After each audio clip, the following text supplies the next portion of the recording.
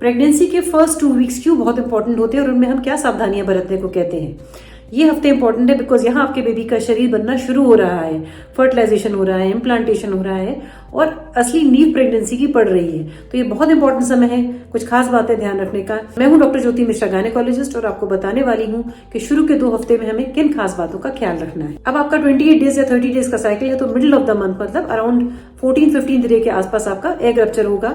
उस समय स्पर्म्स के आने से दोनों का फर्टिलाइजेशन होगा और 5 से 6 दिन में ये ट्यूब से होता हुआ फर्टिलाइज्ड एग, यहाँ ट्यूब से होता हुआ फर्टिलाइज्ड एग यूट्रस के अंदर जाएगा और जहां जाके इम्प्लांट होगा। इसलिए जब ये इम्प्लांट हो गया उसके बाद हार्मोन्स बनने शुरू होते हैं और 2 वीक्स के बाद आपको पता चलता है कि आप प्रेग्नेंट हैं। तो जब आप टेस्ट करती है कि मैं प्रेग्नेंट हूँ, उससे 15 दिन पहले ही प्रेगनेंसी की शुरुआत हो चुकी है।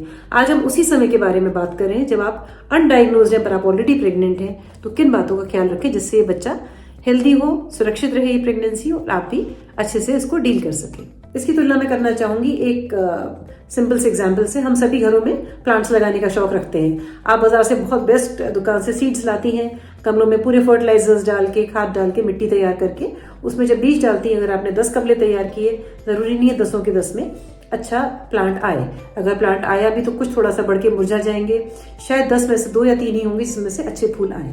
यही सेम चीज है हमारे प्रेगनेंसी में, because it's all about nature. Uterus समझ लीजिए वो गमला है या जहां आप खाद डाल रही है, तो हमको तैयारी रखनी है हमारा यूट्रस सही है कि नहीं, उसमें कोई फाइब्रॉइड्स, कोई और इलनेसेस तो नहीं है, आपको हेवी पीरियड्स, इरेगुलर पीरियड्स, पॉलिस की शिकायत तो नहीं है। ये सब ट्रीटेड रहना जरूरी है। तो अगर आप प्लान कर रही है प्रेगनेंसी, पहले कभी भी आपको पास्ट में एक अल्ट्रासाउंड करा लेना है, तो वो आपके लिए अच्छा है।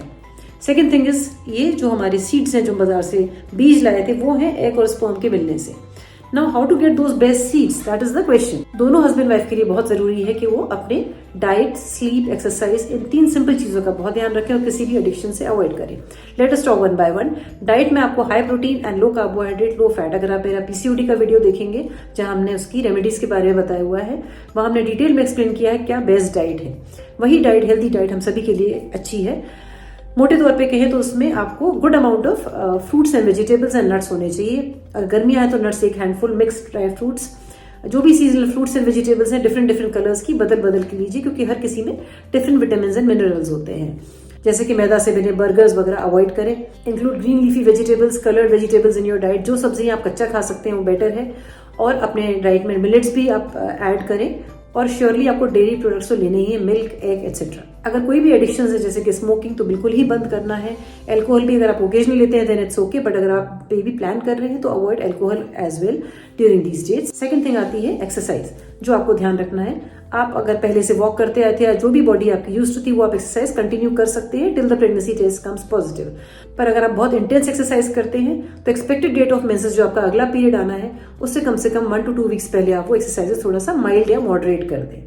मेल्स के लिए सजेशन है, जो हस्बैंड्स हैं उनके लिए सजेशन है कि बहुत गर्म स्टीम बाथ, सोना बाथ, हॉट वाटर बाथ या बहुत टाइट कपड़े पहनना, अंडरगारमेंट्स, वो सब अवॉइड करना है आपको। अब हम बात करते हैं नींद कितनी होनी चाहिए आपके लिए। 7 to 8 hours, minimum 7 hours sleep is required by all adults. Husband और वाइफ दोनों के लिए जरूरी है कि आप अच्छी नींद लें। उसके लिए आपको आजकल बहुत स्ट्रेस है दुनिया में और लोग बहुत थके हुए रात को आते हैं, अगले दिन का स्ट्रेस होता है, बट मेक श्योर आप उन सबको स्ट्रेसेस को अवे करें। उसके लिए थोड़ा शाम को डीप ब्रीदिंग एक्सरसाइजेस, प्राणायाम्स होते हैं, अनुलोम विलोम प्राणायाम होता है, ऑल्टरनेट नॉस्ट्रल ब्रीदिंग, ये करें। सोने से 1 घंटे पहले अपने सारे जो भी सोशल मीडिया वाली चीजें हैं, स्पेशली मोबाइल, टेलीविजन, इन सबसे दूर रहें। कोई अच्छी किताबें पढ़ें, अच्छे विचार मन में लाएं और अननेसेसरली किसी छोटी छोटी बातों को स्ट्रेस ना लें, क्योंकि आपका फोकस होना चाहिए एक हेल्दी बेबी दुनिया में लाने का। आप अपने डॉक्टर से एक प्री कंसेप्शन काउंसलिंग का सेशन करें, जिसमें आपको डॉक्टर कुछ सप्लीमेंट्स लिखेंगे, मे बी आपके बेसिक ब्लड टेस्ट कराएंगे। इसमें बहुत जरूरी है आप folic acid 3 months before planning शुरू कर दें, क्योंकि उसके एडिक्वेट स्टोर होने से बच्चे को का शरीर का जो सेल डिवीजन है वो अच्छे से होगा और कुछ एब्नॉर्मलिटीज या मिसकैरेज होने के चांसेस कम हो जाते हैं। Vitamin D is another molecule which is very important. हमारे कई शरीर के मेटाबॉलिज्म में जरूरी है विटामिन डी की। विटामिन B12 भी हमको दालों में मिलता है। Vitamin D supplements once a week या आप धूप से भी ले सकते हैं, विंटर्स अगर हैं आपके एरिया में। So these are some of the ways of taking supplements naturally.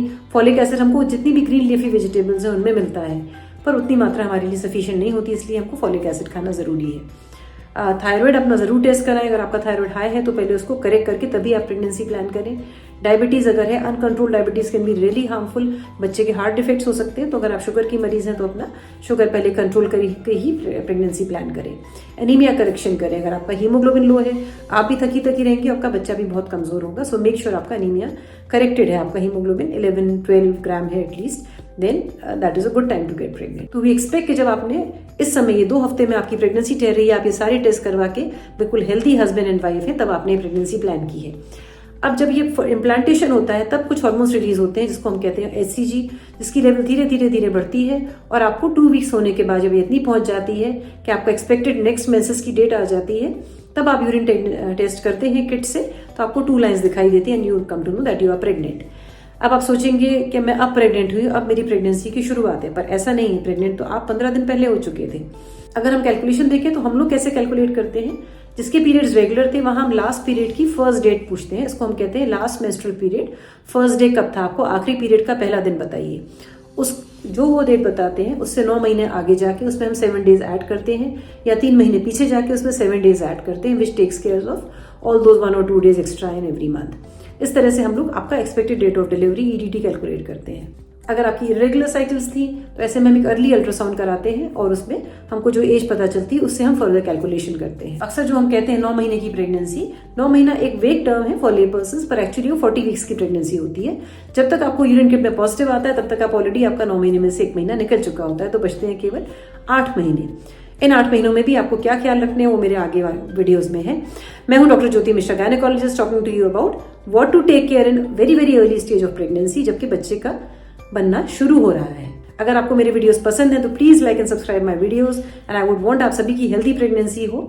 Keep watching me for further such small health tips. Thank you and good bye.